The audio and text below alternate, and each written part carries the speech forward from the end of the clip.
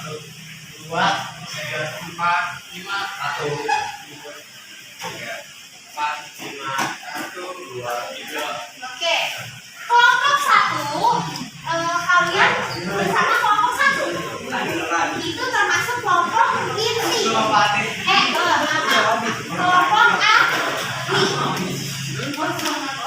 Kelompok 1 sampai kelompok 5, misalnya nih 1, 2, 3, 4, 5, berarti kalian termasuk kelompok inti satu kelompok. Tetapi dalam duduknya kalian menggunakan kelompok akli, 1 dengan 1, 2 dengan 2, 3 dengan 3. Paham? Oke, paham? Kali ini kita ubah posisi duduknya dalam bentuk saya aja ya. Ini kalian di sini. Ini aja kali ya? Ya. Oke, kita bisa mulai dari belakang. Kalau yang ini agak cepat ya. Kalau yang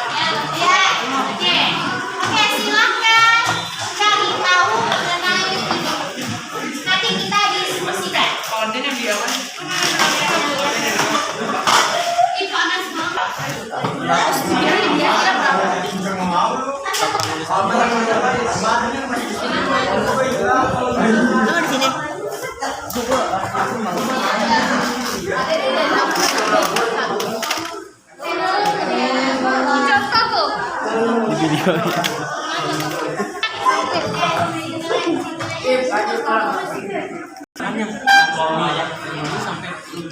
selesai.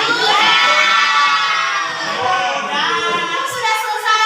Coba mana tadi nomor satu? Nomor satu. Oke.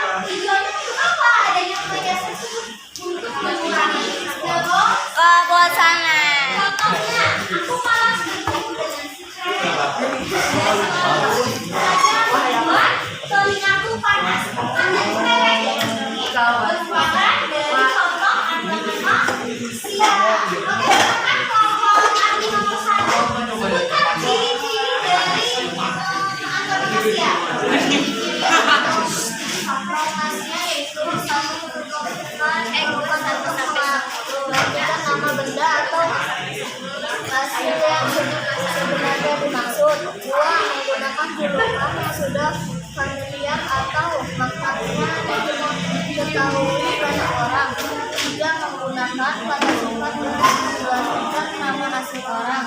4. Menggunakan kata sifat untuk menggantikan penyebutan benda tertentu. 5. Menggunakan ciri spesifik yang paling menonjol untuk menggantikan nama asli. Yang keenam, dapat digunakan dalam bahasa lisan dan bahasa tulisan. Oke, bisa digunakan dalam bahasa lisan dan tulisan. Termasuk dari ciri-ciri antar manusia. Sekarang manfaat dari contohnya. Coba kelompok ahli satu. Itu untuk menyebutkan sesuatu tidak dengan nama aslinya namun menjadi tersesat. 2. Agar lebih mudah dipahami oleh pendengar atau pembaca. 3. Untuk menghindari kehadiran monoton pada sebuah kalimat. Dan terakhir menjadi ciri khas dari seseorang atau benda tertentu. Iya, itu dari manfaat dari majas atau nomasia. Kemudian silakan bacakan contohnya. Yang lain dengarkan ya. Ada hal yang menyenangkan. Pertama, aku malas bertemu dengan si cerewet itu. Dia selalu saja membuat aku panas. Terus yang kedua, si Pribo datang ke sekolah terlambat. Yang ketiga, sore tadi si Pribo mencari malu. Yang keempat, si Jangkung suka dalam itu termasuk dalam contoh atau manusia. Oke, nomor 2. Personifikasi kalau lagi personifikasi. Personifikasi. Oke, bisa dibacakan mana? Bacakan semuanya. Untuk mempersingkat pengertian saja majas personifikasi.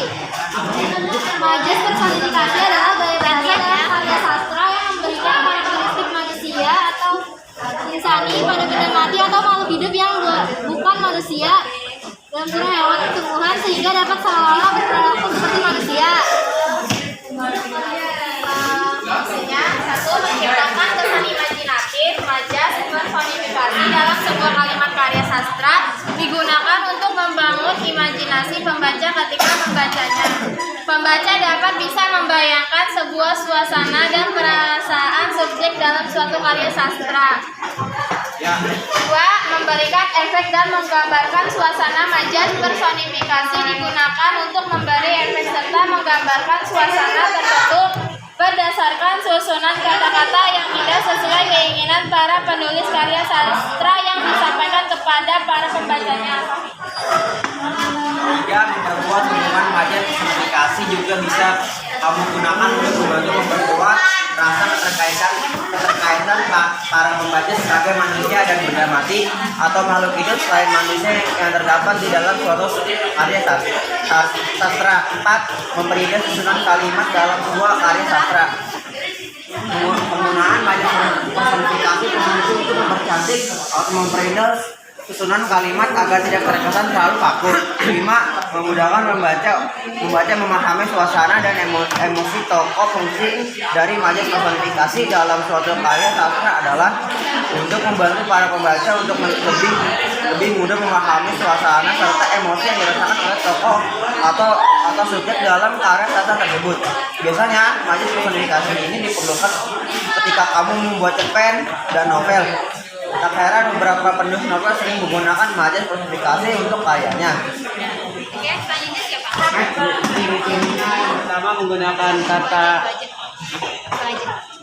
menggunakan kata yang menggambarkan manusia, yang menggunakan kata-kata yang menggambarkan sifat manusia pada benda mati. Kedua, melibatkan kaca indera. Majas personifikasi adalah majas yang melibatkan kaca indera. Oke, udah lagi. Contoh manis personifikasi. Padi menduduk mengucapkan selamat pagi. Di malam itu bulan mengintip di balik awan. Ranting-ranting ikut menari mengikut alunan pelangi. Nona itu menari di atas kertas. Aku termenung menatap daun yang bergoyang tergeliat. Lagi, udah. Oke, ini merupakan apa? Majas apa tadi? Yang kedua? Iya, personifikasi. Untuk kita, kelompok kedua. Oke, personifikasi kan? Ya, ini merupakan personifikasi itu majas benda mati seolah-olah hidup, melibatkan panca indera. Panca indera itu ada apa aja? Mata, hidung, mulut, telinga, kulit. Itu nggak sih? Ya. Ada lagi? Ada lagi? Oke, panca indera. Contohnya apa? Sinar matahari menyurutkan penduduk desa. Coba bayangkan sinar matahari itu kan seperti benda mati ya? Ya. Nah, membantukan kita seolah-olah sinar matahari itu bernyawa. Oke, selanjutnya kelompok C.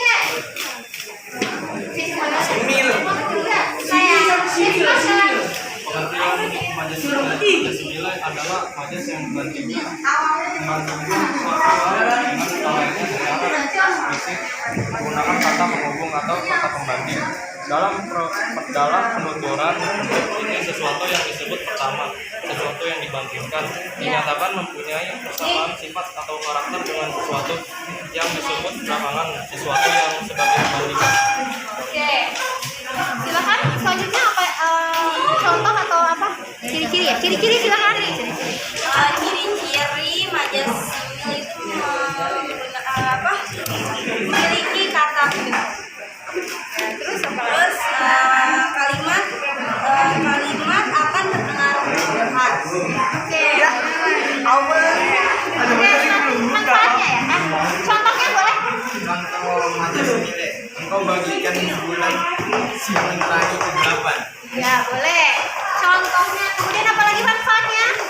Manfaatnya membantu menggambarkan sesuatu dengan membandingkan dengan hal lain yang mungkin tampaknya gak. Oke, itu termasuk dalam majas simil itu membandingkan kata penghubung atau kata pembanding. Contohnya berdiri kumpul laksana pohon beri. Yang termasuk majasnya yang mana? Yang laksana bagai seperti bagaikan. Itu termasuk majas. Kemudian selanjutnya metafora. Kita lanjut metafora. Metafora adalah majas yang digunakan untuk menyampaikan sesuatu yang lainnya atau dikenal dengan kiasan. Oke, ciri-cirinya ya? Ciri-ciri majas metafora terdapat pilihan kata yang menyamakan sesuatu dengan yang lain, tidak menggunakan konjungsi atau kata hubung. Oke, contohnya? Contohnya, Presiden Rusia tersulut api amarah. Oke, bisa. Manfaatnya manfaatnya silakan. Manfaatnya membuat karya sastra menjadi lebih hidup dan menarik, membantu memahami kata atau kalimat yang sukar mengerti. Oke, itu termasuk dalam mewakili hal yang bukan sebenarnya. Majas metafor itu gimana? Tidak menggunakan kata penghubung dan mempunyai efek dramatis. Contohnya, aku kini binatang bela. Oke, majas yang terakhir. Hiperbola. Bagaimana? Lima ahli. Pengertian hiperbola adalah gaya bahasa yang mengandung pernyataan dengan cara melebih-lebihkan sesuatu dari yang sebenarnya. Oke. Ciri-cirinya bagaimana ya? Ciri-ciri dari majas hiperbola yaitu gaya bahasanya dapat mempengaruhi pendengar dan dapat memberikan efek tertentu.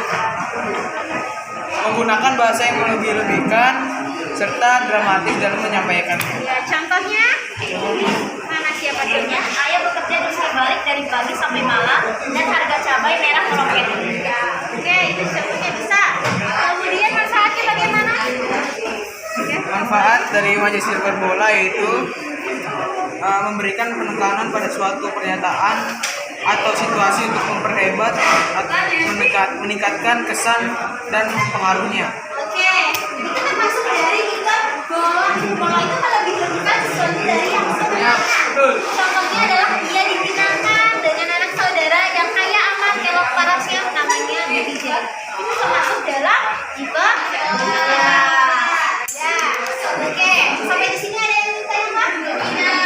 Hari ini kalian kembali ke kelompok inti menyampaikan apa yang kalian dapatkan dari kelompok ahli. Masih ingat kelompok intinya? Oke. Pokoknya kalau mau tahu gimana caranya satu kelompok itu ada 1, 2, 3, 4, 5. Ayo buka. Buka, buka. Dari ayam. Coba tes. Posisi kedua. Dua.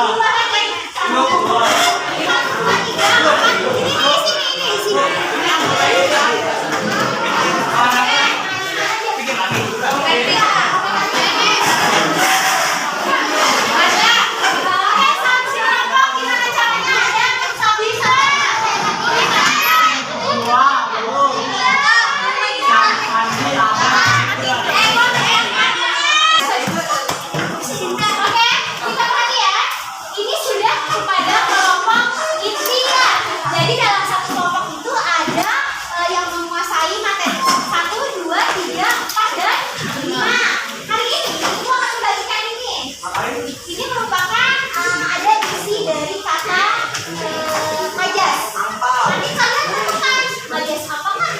Dapat dan susun kalimatnya. Oke, langsung aja ya kita.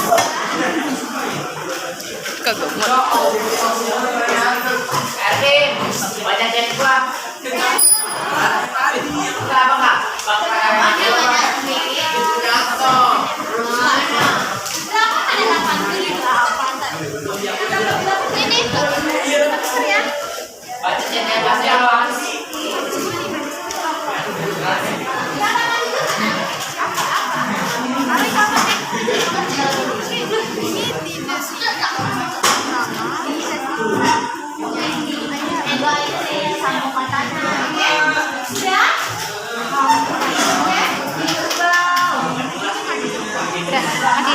Oke, semuanya udah selesai?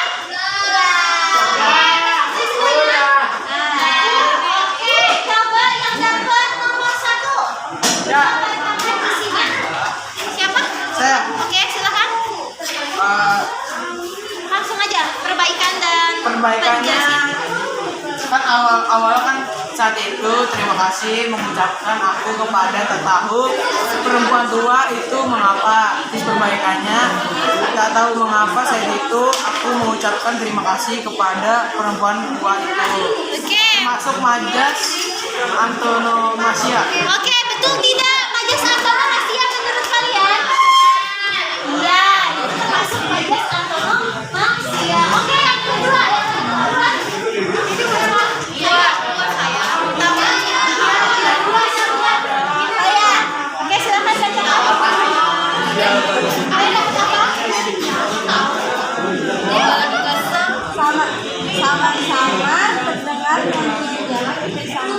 majas personifikasi. Oke, ini termasuk majas personifikasi. Betul tidak? Betul. Oke, betul ya. Kita lanjut ke majas ketiga.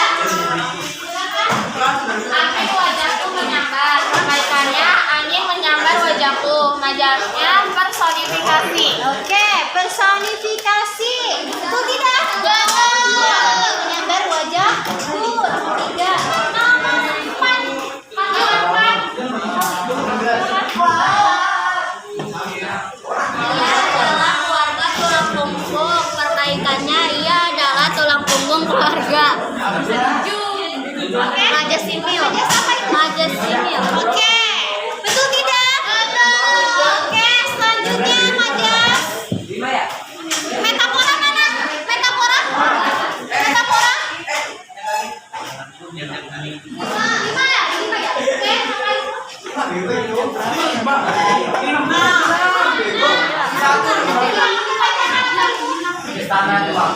Seperti biasa, di baku di tanah tuaku, perempuan tua menyambutku dengan hangat. Itu termasuk majas apa? Metafora. Oke, metafora betul nggak salah? Benar. Apa lu? Kayak aja laki-laki. Oke, sekarang terakhir. Perbaikannya tanganku dingin bak es yang keluar dari freezer. Majanya hiperbola. Oke, tanganku dingin bak dari freezer. Kita termasuk majas juga bola karena dilebih-lebihkan sesuatu dari yang sebenarnya. Sampai di sini ada yang ingin bertanya? Tidak. Oke, selanjutnya karena waktu sudah habis, bisa tutup nanti besok kita lanjutkan.